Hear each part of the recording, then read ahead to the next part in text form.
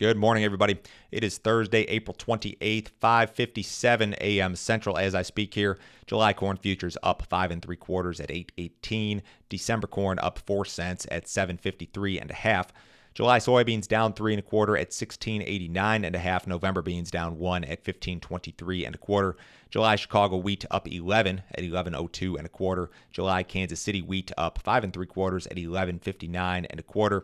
July spring wheat up 6 3/4 at 12.01 1/2. If you guys are listening on the podcast, appreciate it. Leave me a rating or review if you have not already. That would really help me out in terms of that Apple Podcast app in particular. If you're watching on YouTube, make sure you hit that subscribe button. We're like 50 subscriptions away from my long-standing goal of 5,000. So subscribe, like these videos. Leave me a comment. Let me know what sort of planting progress, if any, is happening in your area. I'd be curious to hear from you, see what you have to say. If you need some additional assistance from me, guys, go to my website. It is www.standardgrain.com. Check out my premium subscription service. It's $50 a month. There's no other fee. There's no other obligation. Nobody will try to sell you anything else. But I send directly a ton of information to my premium subscribers every single business day. You'll get my morning email before 6 a.m. Central, all of my grain marketing recommendations, a ton of weather info, maps, graphics, all that stuff. My daily subscriber-only videos are part of this. I send these subscriber-only videos out via text message at midday every single day, and then they're also included in the morning emails. But you can watch these things from anywhere during the middle of the day. I did one yesterday, and I tried to answer this question: should I sell corn in May and June? Did some seasonal studies going back 15 years. We did kind of like the post-ethanol era, essentially, and tried to answer this question and came to some conclusions. If you guys are interested in this premium deal, check it out. I think you'll like it. Brazil's corn crop is getting smaller, I think. One weather group cited in a Reuters piece, Earth Daily Agro, indicated that Mato Grosso's rainfall into April is likely to be 70% lower than its average over the last 10 years. Mato Grosso accounts for nearly half of the country's second corn crop, which is their larger corn crop, of course. The weather group said this in a research note. Corn producers are increasingly concerned with the drought that has lasted more than a month in several municipalities. Weather forecasts for key corn growing areas in Brazil are largely warm and dry for at least another week or 10 days. Most traders and analysts, along with USDA, to this point, have penciled a record Brazilian corn crop into their balance sheets. Those estimates may very well start to decline very soon. You may start to see this stuff ahead of that May WASDE report, which I believe is out on the 12th. Right now, or say during the month of April, that second corn crop in Brazil is in its vegetative phase. It matures in May. There is some early harvest in May, but most of it is later, June, July, that sort of thing. So there's some weather issues here, and this is a big deal. I understand that most of the focus right now, when you hear people talk about the corn market, it's on the U.S. weather situation, a cold, wet spring, planting delays, that sort of thing. But this Brazilian thing is a big deal, guys.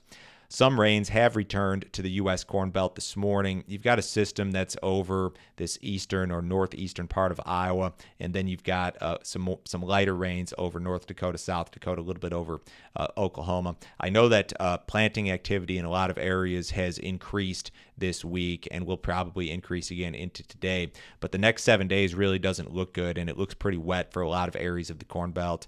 Illinois wet, Indiana wet, Iowa wet, Missouri wet, Minnesota wet, the Dakotas wet, Nebraska, eastern half of Kansas and Oklahoma wet. Again, those HRW wheat areas in the western part of those southern plains states really not seeing much relief. So while we've seen some improved activity, it may not last real long, and you may see some additional delays in some of these areas. The 6 to 10 day map looks wet, but your 8 to 14 day looks a little bit better, more like a normal type precipitation situation being expected in that 8 to 14 day period. So the U.S. weather issues continue, but a little bit better activity this week from what I'm told at least.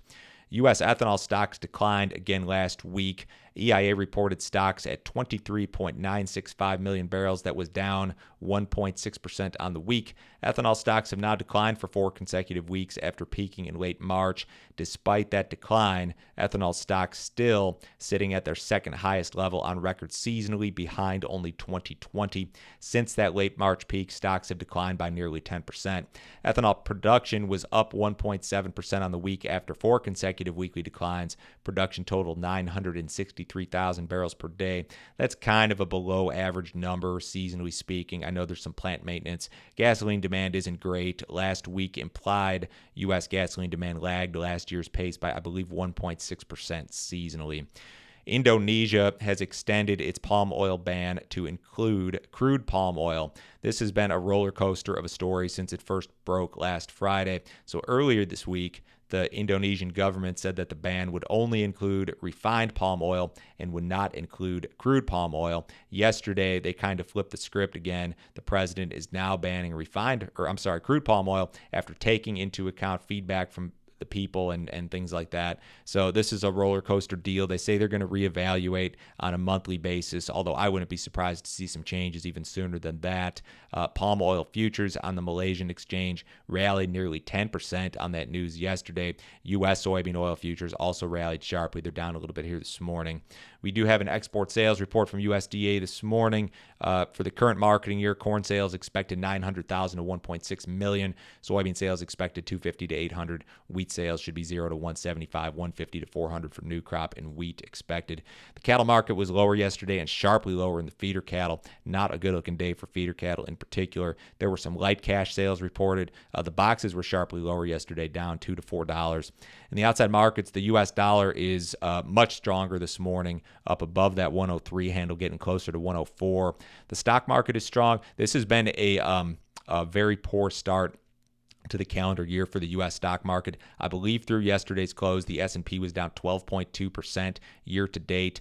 Through April 27th, I believe that's the worst start since at least 1993. I saw some charts indicating that it was the worst start since 1950 in percentage terms. I'm not sure if that's accurate, but 1993 at least is what my charts show. So that's not a good start in percentage terms to the stock market. But the S&P is up 63 this morning. The Dow's up 270, trying to recover.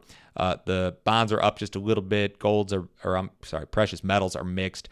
Crude oil is down 64 cents at 104 in the July WTI. Everybody have a great day today. I'll talk to you guys same time tomorrow.